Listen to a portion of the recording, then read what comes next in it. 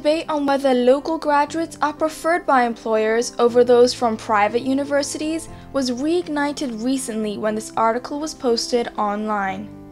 In the article, the writer said that graduates from the National University of Singapore, Nanyang Technological University, and the Singapore Management University have a leg up over those from the Singapore Institute of Management when it comes to landing their first job.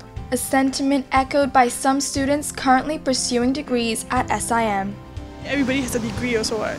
So it's more difficult to get to local unis. Down here you just need to pay money. Then anybody else can just get in. The criteria is very low to get into private uni. So obviously if I'm an employer, so I'd rather take local uni students. It seems like it's more difficult. When employers look for students, they just look for local use. As long as it's private, they just push you aside. But employers and HR practitioners say this is simply not true. For us, what is key important here is this: we would like to see the person's drive. And that's very important. Is he passionate about things? Is he willing to learn new things? And is he prepared to fall? We want an all-rounder. A person who is able to work as a team player. A person who is aligned with the company core values. If I have two CVs, right, and both make that honors degree, then it's what comes after that. Because the education piece would already be ticked, and then we look at whether they have relevant work experience through internships. We look at an international exposure would be good these days. And then what sort of extracurricular activities you've been involved in.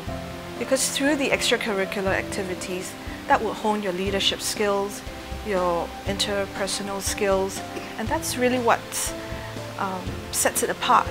There's no way to prove that a graduate from SIM is any less deserving of a job than a graduate from NUS or anywhere else. In reality, the caliber of the candidate is beyond what's stated on any piece of certification.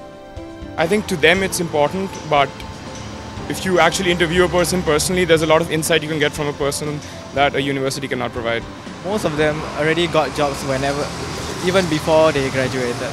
Most of my friends, the moment they graduated, they went for interview, they are employed already. At the end of the day, it's undergraduate studies. Undergraduate means undergraduate. You cannot get any different than that. Ms. Chan advises graduates of both local and private universities to gain exposure from extracurricular activities, do relevant internships, or go for a foreign exchange program, because these activities will build you up to be ready for the workforce.